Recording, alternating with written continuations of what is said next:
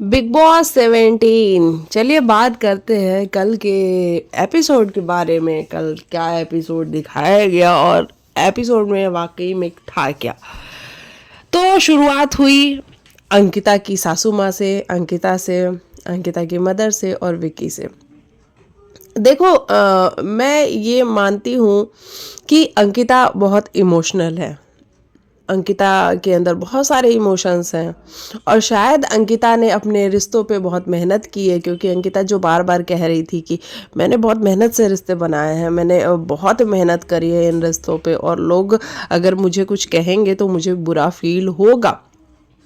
और कहीं ना कहीं जो अंकिता की सासू माँ ने कहा कि बेटा आपके पापा ने फ़ोन किया आपकी मम्मा को, तो इस बात से वो कहीं ज़्यादा अफेक्ट है कि मतलब अगर गलती हमारी है तो हमसे बात की जाए ना, हमारे पेरेंट्स को क्यों लाया जा रहा है बीच में।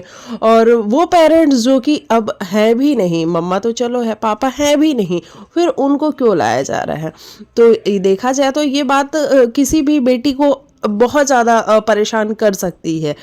तो वही अंकिता के साथ हुआ। अच्छा, मुझे ऐसा लगता है कि अंकिता की जो सासू माँ है वो जब घर के अंदर आई तो वो ज़्यादा बोल नहीं रही थी, मतलब कुछ ऐसे वर्ड्स यूज़ नहीं कर रही थी अंकिता के अगेंस्ट, क्योंकि उनको भी था कहीं ना कहीं कि जब वो पहले आई थी तो भी उनको थोड़ा सा ट्रोलिंग का सामना करना पड़ा था। उसके बाद वो इस बार जब आई थी तो सोच समझ के आई थी कि मैं ज़्यादा बोलूँगी नहीं। इस बार उन्होंने शेर व शायरी अच्छे से याद वाद करके आई थी कि वही सुनाऊंगी और सबको एक एंटरटेनिंग वाला मेरा साइड देखने को मिलेगा। तो हमने वो भी देखा कि काफ़ी एंटरटेनिंग भी है वो।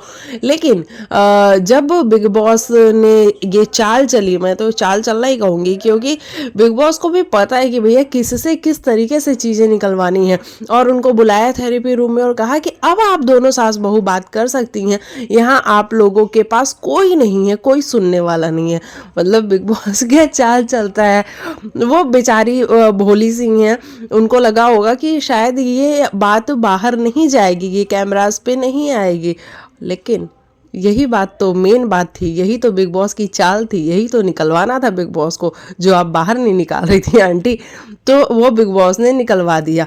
और आंटी के मन में ये सारी चीज़ें थीं, ये बातें घर के बाहर हुई हैं, तो उन्होंने कह दिया। अब जब उन्होंने कह दिया तो फिर अंकिता को बुरा लगने लगा। अंकिता बहुत सैड थी। अंकिता ने मतलब उनकी अंकिता की शक्ल से ही पता चल रहा था कि अंकिता को तकलीफ तो बहुत ज़्यादा हो रही है, बहुत वो परेशान हो रही है।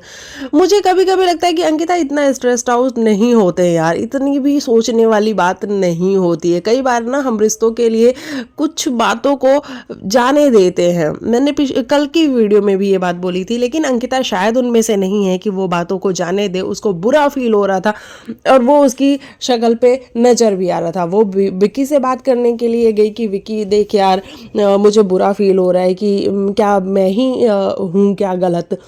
वहाँ विकी बहुत काम एंड कंपोज बात कर रहा था, वो चीज़ मुझे ठीक लगी। लेकिन फिर विकी, मुझे लगता है ना कि आपको थोड़ा सा अंकिता को समझने की ज़रूरत है। आप दूसरों के साथ बहुत अच्छे से होते हो, आप दूसरों को बहुत कंफर्टेबल कराने की कोशिश करते हो, आप दूसरों को बहुत अच्छा फील कराते हो, लेकिन जब बात आपकी खुद की वाइफ की आती है ना कहीं आप लैक तो करते हो। और वो क्लियरली नज़र आता है वो क्या चाहती है, क्या उम्मीद करती है आपसे। वो यही चाहती है ना कि आप उसके पास आओ, उसकी तारीफ कर दो, थोड़ी उससे बातें कर लो, थोड़ी सी चाय कॉफ़ी पूछ लो। यही तो चाहती है ना। और मुझे लगता है कि हर वाइफ आई थिंक ये चाहती है और वो डिज़र्व भी करती है। हर वाइफ इस बात को डिज़र्व करती है कि भाई मेरा हस्बैंड एटलीस्ट मेरी तारीफ करे। मुनावर ने भी कई बार इस बात को मेंशन किया है कि विकी भाई जिस तरीके से बाकी गर्ल्स की तारीफ कर रहे होते हैं, अंकिता की जब तारीफ करने की बारी आती है तो वो उतनी होता है ना कि उतनी एक्साइटमेंट से या उस तरीके से नहीं कर रहे होते हैं, और अंकिता उन सारी चीज़ों को मिस करती है। अंकिता को भी लगता है कि मेरा पति आके मुझे हक कर ले। उसने कल कहा भी कि मुझे ना तेरे एक टाइट हक की ज़रूरत है।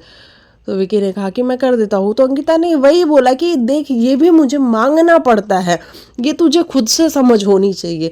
तो ये सारी चीज़ें मुझे भी कहीं ना कहीं क्लियरली नज़र आती है। और विकी थोड़ा सा है उसके अंदर कि नहीं, वो अंकिता को इतना भाव तो नहीं दे रहा होता है, और जो कि क्लियर नज़र भी आ रहा होता है। वही उनकी मम्मा ने भी आके इस बात को बोला कि सारी लड़कियां उसको भैया भैया भैया भैया बोलती हैं। लेकिन विकी ने बोला क्या कि ये मेरी बहन है? विकी ने तो कभी भी नहीं बोला। हालांकि वो तो ऐसे प्राउड वाले उसमें बोल रही थी कि मेरा बेटा है, और मेरे बेटे ने ऐसा नहीं बोला। लेकिन वो एक वाइफ के मुंह पे बोलना ना बहुत हर्ट करने वाली बात होती है, और अंकिता को वही हर्ट और वही बेइज्जती फील हुई कि भाई ये बुरा लग रहा है सुन के। मतलब ये क्या मतलब होता है कि विकी ने बहन नहीं कहा, तो विकी के मन में क्या कुछ है क्या? तो फिर वही होता है ना कि बातें उठती हैं और वहाँ से। लेकिन फिर मुझे लगता है कि ठीक है अंकिता, आपको भी थोड़ा सा जाने देना चाहिए। ठीक है, वो आपकी सास है, उन्होंने अगर कुछ कह दिया तो आप छोटे बन जाओ, है ना। कहते हैं ना कि हम लोग के पेरेंट्स यही सिखाते हैं कि बेटा कोई बात नहीं, तुम ही छोटे बन जाओ। तो हम छोटे हैं तो हम छोटे ही रहेंगे ना माँ बाप के आगे, सास ससुर के भी आगे। तो ठीक है, अगर वो दो बात बोलते भी हैं तो हमको चुपचाप सुन लेना चाहिए, उससे हम बड़े या छोटे नहीं हो जाते हैं। मतलब मेरी ऐसी पर्सनल ओपिनियन है कि तो इसलिए मैं ऐसा बोल रही हूँ। अच्छा चलो, उसके बाद में बात करते हैं। अंकिता फिर परेशान हुई, अंकिता का रोना निकला, अंकिता फिर अपनी सासू माँ के पास गई। वहाँ फिर वो बात नहीं करना चाहती थी कि नहीं बेटा हम बाद में बात कर लेंगे, अरे तुम तो बहुत प्यारी हो, अंकिता तो मेरी बहुत प्यारी बहू है। उनको ये लग रहा था कि वो जो बातें हमने थेरेपी रूम में करी हैं वो बाहर नहीं आई हैं, और सिर्फ ये जो बातें हैं ये बाहर आ रही हैं। तो इसलिए उन्होंने इस तरीके से बात करने की कोशिश की, और वहाँ मुझे लगा कि अंकिता को थोड़ा बुरा लग रहा था और वो थोड़ा बातों को खींच रही थी। तो अंकिता को नहीं खींचना था वहाँ पे। लेकिन फिर सारी चीज़ें सॉर्ट आउट हुई। उसके बाद हम बात करते हैं अभिषेक वाले मैटर पे, क्योंकि उसके बारे में बात करनी बहुत ज़रूरी है। अभिषेक को आयशा ने कहा कि विकी भैया तैयार हो रहे हैं, ईशा की मम्मी आ रही है इसके लिए। अब देखो, अभिषेक और आयशा का क्या है कि ये दोनों एक दूसरे के साथ मस्ती करते रहते हैं। आयशा भी उसको टीज करती है, अभिषेक भी उसको टीज करता है। लेकिन जब ये बात आयशा ने बोली कि विकी भैया तैयार हो रहे हैं, तो वहाँ उसका मतलब बिल्कुल भी विकी भैया नहीं था। वो अभिषेक को डायरेक्टली नहीं बोल पा रही थी, तो उसने इस तरीके से बोला, और अभिषेक उस बात को समझ गया। और वहाँ मैं अभिषेक की बिल्कुल गलती नहीं देती हूँ, क्योंकि वो उस बात को समझा और उसने कहा कि ठीक है भाई, तो मैं भी तो बोल सकता हूँ ना कि तू भी मुनावर की फैमिली आ रही है, इसके लिए तू भी रेडी हो रही है।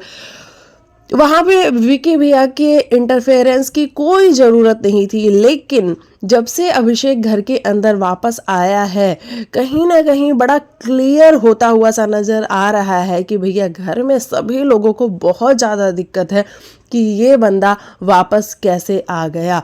और आया तो आया, बाहर से ये थोड़ी इन्फॉर्मेशन भी लेके आया होगा, क्योंकि ये बड़ा कॉन्फिडेंट घूमता है अब घर के अंदर, उतनी गलतियां नहीं कर रहा होता है जितनी कि पहले कर रहा था।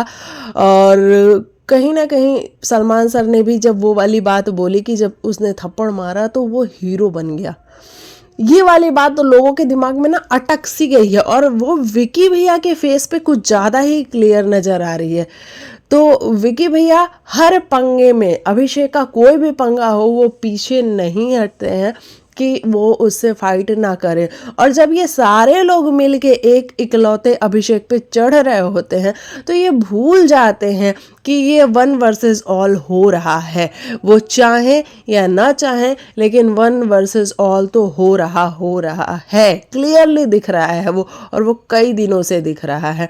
तो कल फिर यही दिखा कि भैया एक अभिषेक अकेला था, वहाँ पे मुनव्वर फारूकी भी आके लड़ने लगे। मुनव्वर फारूकी, आपकी सिस्टर भी आके बोल के गई कि ये तेरा सच्चा दोस्त है, उसके बावजूद आपको समझ में नहीं आ रहा है, आपको लग रहा है कि आपको ग्रुप में रहना है अंकिता विकी के, इसीलिए आप उनको खुश करने के लिए अभिषेक से लड़ने लग जाते हो।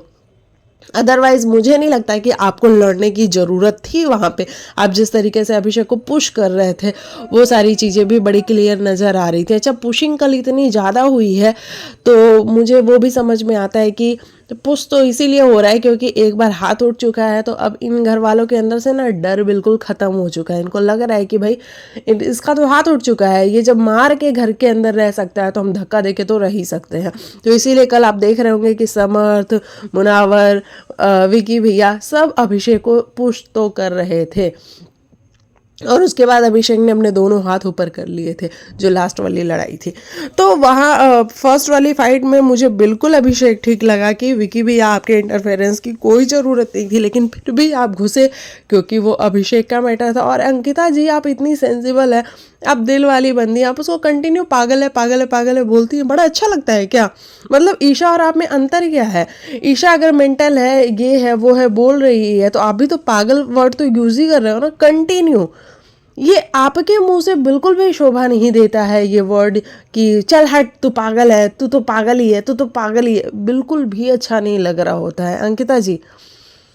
मतलब किसी को नापसंद करना ठीक है, लेकिन ऐसा भी नापसंद नहीं करना ना कि आंखें ही बंद कर लो, कि गलती किसी की भी हो आप चढ़ोगे अभिषेक पे ही। ये थोड़ा सा अजीब सा लगता है। उसके बाद से घर के अंदर फैमिलीज आई, जैसा कि हमने देखा कि मुनावर के सिस्टर आई। मुनावर अपनी फैमिली से मिलके, मतलब अपनी सिस्टर से मिलके काफ़ी खुश हुआ और उसको अच्छा लग रहा था। मुनावर की सिस्टर ने सबसे मिली, वो मनारा से स्पेशली बहुत अच्छे से मिली। आयशा से उनको थोड़ी सी तकलीफ़ नज़र आ रही थी, मतलब जो मुझे भी समझ में आई कि वो बिल्कुल भी, पहले तो उन्होंने इंटरेक्ट ही नहीं किया। बाद में मुनावर ने कहा, मुनावर शायद है वैसा बंदा कि भाई उसने कहा कि देख आपा यहाँ पे ये सारी चीज़ें नहीं चलती हैं, तू अच्छे से जाके मिल ले उससे भी।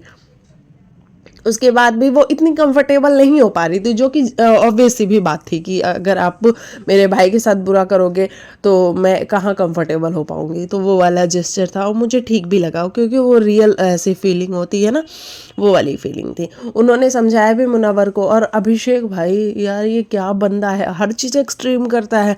लड़ेगा तो एक्सट्रीम करेगा, रोएगा तो एक्सट्रीम करेगा, प्यार मोहब्बत करेगा तो एक्सट्रीम करेगा, मतलब हर चीज़ इस बंदे की एक्सट्रीम ही है। मतलब जिस तरीके से ये रो रहा था ना, कल अरुण की वाइफ, अरुण की बेटी को देख के इसके आंसू निकल रहे थे। मुनावर की सिस्टर आई, जिस तरीके से इसके आंसू टपक रहे थे, ओ भाई साहब सभी के मतलब ऐसा ना हार्ट मेल्ट हो जाए, ऐसे वाली फीलिंग आती है अभिषेक को देख करके। और क्या हैंडसम लग रहा है पिछले कई दिनों से, मतलब मुझे ही हैंडसम लग रहा है अभिषेक, या बाकियों को भी लग रहा है। घर में बाकी लोग की ना ऐसी शक्लें उतर सी गई हैं, लेकिन ये बंदा डे बाय डे हैंडसम ही होता जा रहा है। बहुत ही हैंडसम लग रहा है आजकल अभिषेक तो। और वैसे ही ड्रेसिंग भी कर रहा है, मतलब पहले भी हैंडसम था ये, लेकिन आजकल कुछ ज़्यादा ही लग रहा है। ये शायद मुझे ही लग रहा है, आपको भी लग रहा है, कमेंट में लिखना। तो इस तरीके से अभिषेक को देख के बहुत मज़ा आया। और उसने कहा भी कि दीदी इसको समझाओ, इसकी ताकत बनो, ताकि ये आगे जो भी इसके 14-15 दिन है वो अच्छे से निकाल सके और प्राउडली रह सके यहाँ पे। जो वो जेस्चर मुझे बहुत अच्छा लगा। अच्छा, आयशा के भाई घर के अंदर आए यार, आयशा के भाई मुझे ना बड़े सेंसिबल लगे, मतलब अच्छा लगा उनको देख करके। और जिस तरीके से उन्होंने अपनी ही बहन को कहा कि देख तू जो कर रही है वो छोड़ दे वो सारी चीज़ें, और तू और ये बिल्कुल भी साथ में अच्छे नहीं लगते। और वो जिस तरीके से मुनावर जी करके मतलब रेस्पेक्टफुली बात कर रहे थे, वो सारी चीज़ें मुझे काफ़ी अप्रिशिएट करने वाली लगी आयशा के भाई की।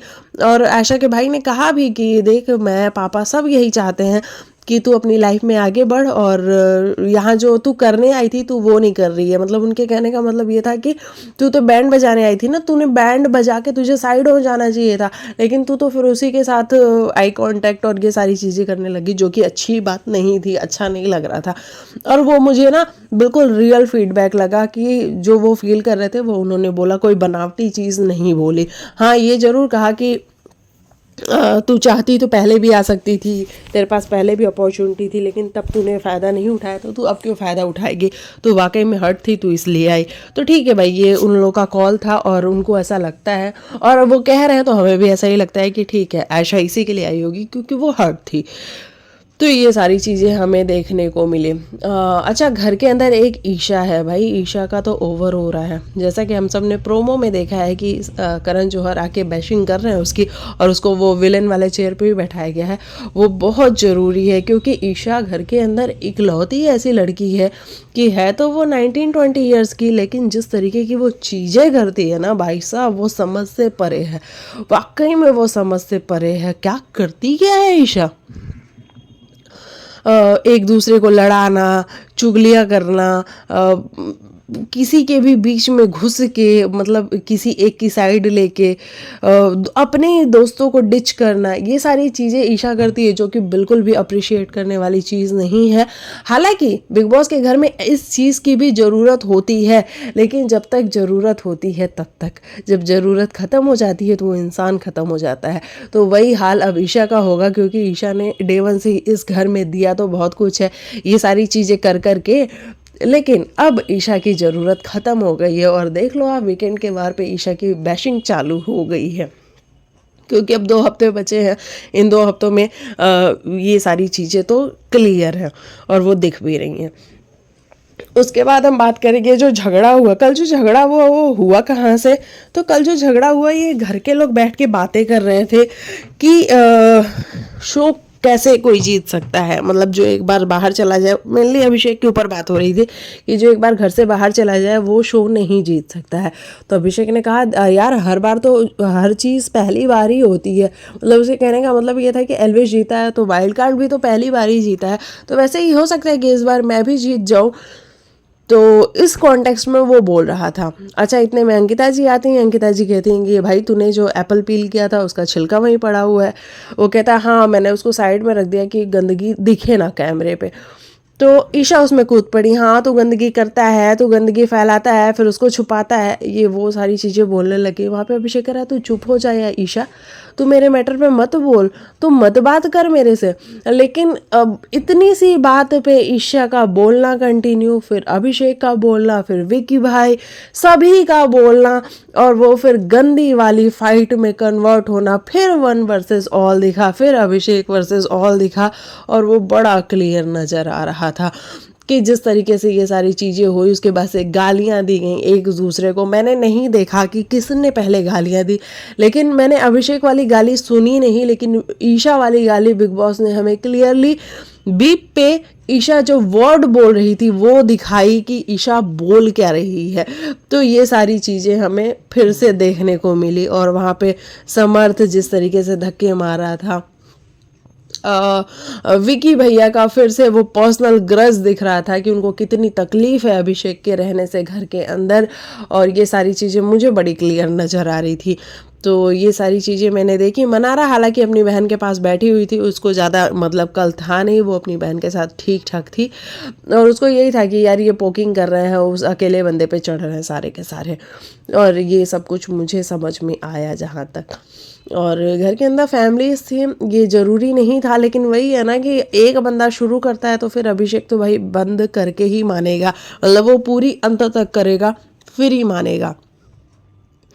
तो अब देखना बड़ा दिलचस्प होगा कि आज के वीकेंड के वार पे मतलब किस किस की बैशिंग होती है और क्या कुछ होता है, वो सब कुछ हम बात करेंगे।